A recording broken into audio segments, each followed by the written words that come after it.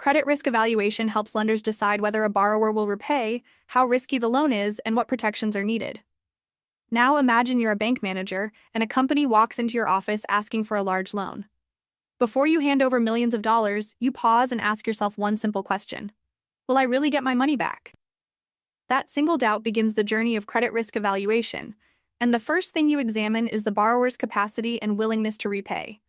You dig into their financial statements, checking whether their cash flows are strong and steady, because profits on paper don't mean much if there's no cash to pay installments. Then you study their debt levels to see if they're already overloaded with obligations. You look at their past repayment history, since someone who paid late before might do it again. And finally, you think about their industry. If they operate in a cyclical or risky sector, even a good company can struggle during downturns. At this stage, you're simply asking, does this borrower truly have the ability and intent to pay me back? But you quickly realize something important.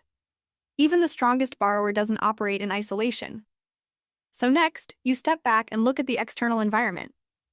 What if the economy slows down tomorrow? A recession could shrink sales and reduce income.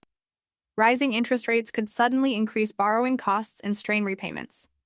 Inflation might raise expenses, squeezing profits. Political or regulatory changes could disrupt operations overnight. And if the borrower operates internationally, country risk or currency controls might block payments completely. Now it's clear. Sometimes defaults happen not because of bad management, but because the world around the borrower changes. So you're not just lending to a company, you're lending into an economic climate. Once you're comfortable with both the borrower and the environment, you turn your attention to the credit instrument itself. After all, how the loan is structured can change everything. Is it a short-term loan or a 10-year bond? Longer maturities mean more uncertainty and higher risk. Is it secured or unsecured? If secured, you'll have assets to recover your money if things go wrong. You check whether the debt is senior or subordinated, because senior lenders get paid first in bankruptcy. Then you review special clauses.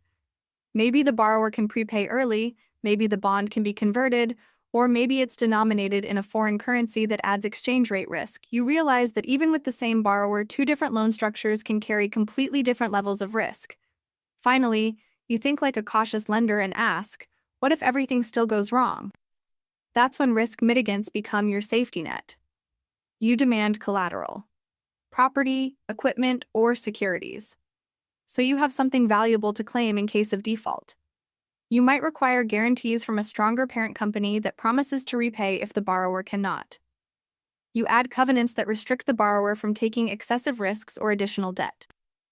All these protections reduce your potential loss, lowering the loss given default and improving recovery chances. You understand that these tools don't stop defaults from happening, but they make sure that if a storm hits, your losses are controlled. And by the end of this process, you've completed the full picture.